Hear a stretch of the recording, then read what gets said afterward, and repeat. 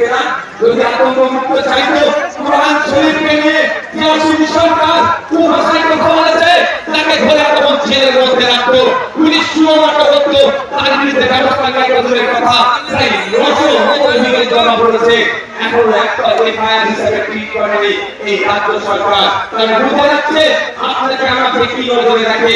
রাজ্য সরকার এফআইআর হিসেবে ট্রিট করেনি বলে ভাঙড়ের বিধায়ক শাস্তি চুপ থাকবে না। আমি করতে যাচ্ছি 136 আফরোল 156 আফরোল ফিরিয়ে দিয়ে আমি কোর্ট থেকে মামলা করছি অসিত সরকারের বিরুদ্ধে। আপনারা বাংলার মানুষ সংখ্যাগরিষ্ঠ মানুষ ভোটে সরকার তৈরি করলো, আমার মানুষ মানুষকে রাস্তায় নামতে হবে কেন? আমার ছেলের পড়ানোর জন্য সরকারের কাজটা কি? আমি সরকার তৈরি করেছি, আমার বিপদে আপদে আমার সুবিধা অসুবিধাতে আমার পাশে থাকবে, তার পরিবর্তে আমাকে আরো ঠেলে দিচ্ছে বিপদে দিচ্ছে।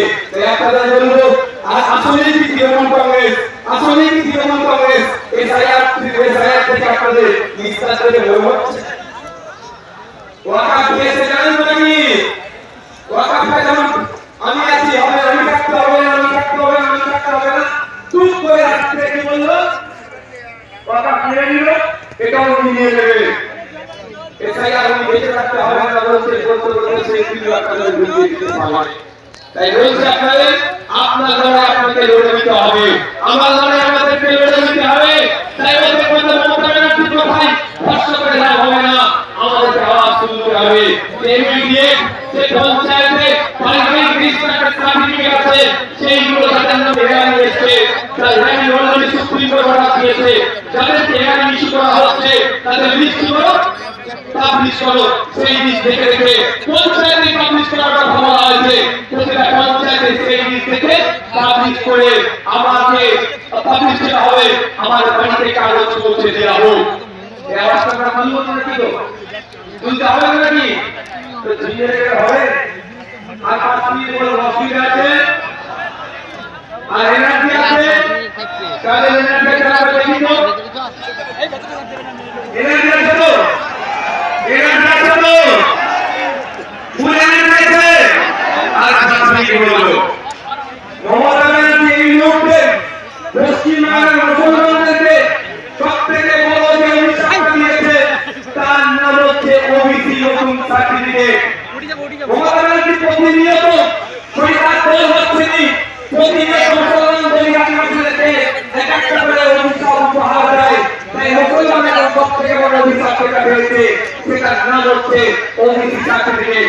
এই ওবিসি সার্টিফিকেট নামটা আসতে থাকবে, শুনে ফেলে দেওয়া, বাড়িতে রেখে দেওয়া আর সার্টিফিকেট রাখা একই হবে। কারণ এই কৌশলে মুসলমানদের শুধু নাম সার্টিফিকেট রাখতে চাইছে। যেভাবে মেসিকে দেখতে আসলো, টিকিট কাটলো, বাড়িতে ঢুকলো, তারপরে কি হলো সরকার স্টেডিয়ামে ঢুকলো, মেসিকে দেখতে পেল না।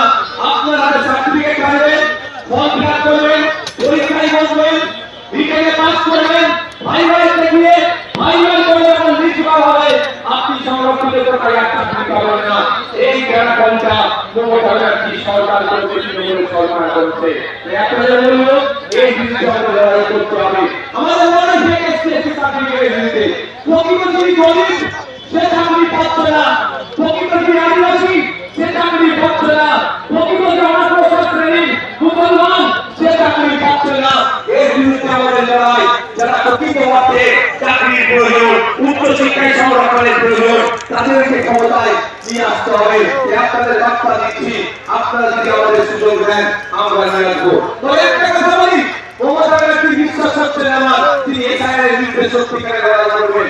অসম্পিতে এর পরে এর একটা রিসিপ্ট দিচ্ছিল না, আমাদের কর্মীরা গিয়ে আন্দোলন করে রিসিপ্ট যখন দেওয়া তার কিছুক্ষণের মধ্যে পুলিশকে পাঠিয়ে তৃণমূলের নেতা এসে আমাদের কর্মীদের সম্পর্কে সরিয়ে দিল।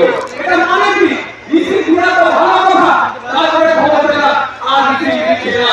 তার এই চক্রান্ত বিজেপি করছে, সেই চক্রান্তের সাথে কিন্তু তৃণমূল একইভাবে যুক্ত আছে।